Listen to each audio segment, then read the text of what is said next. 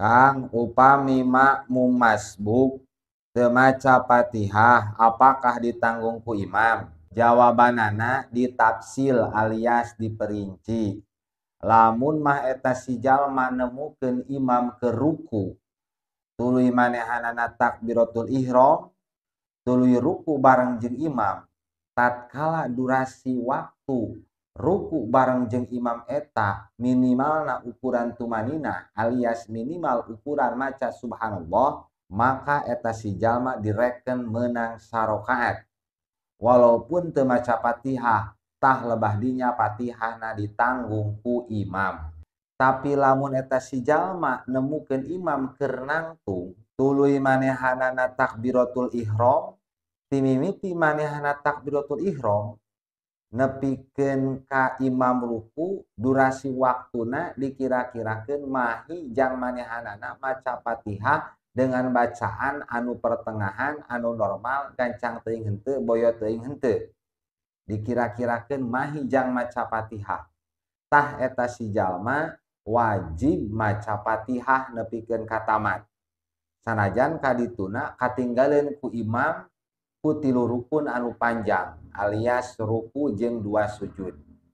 Dikira-kirakeun eta si jalma nganggeuskeun maca Fatihahna, imam geus sujud, teu nanaon, wayahna kudu dianggeuskeun Fatihahna.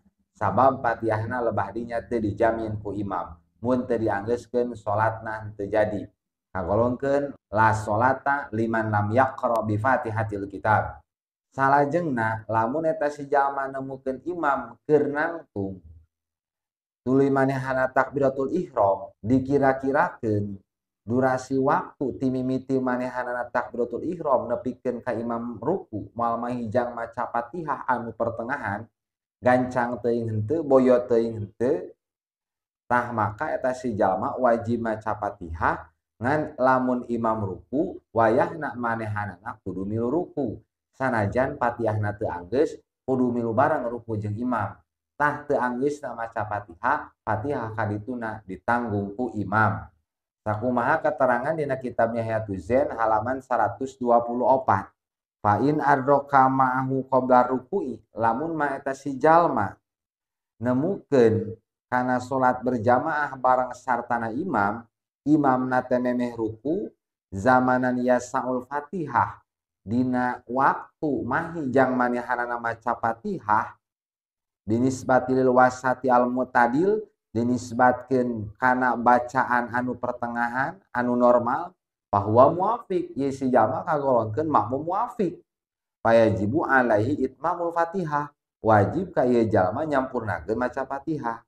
Wayung taparu jeung dihampura lahu pikeun si jalma naon at-takhallufu, katinggaleun ku imam bisalah sati arkanin tawilatin, kalawan tilu pirang-pirang rukun anu panjang kama taqaddama sakumaha keterangan geus heula.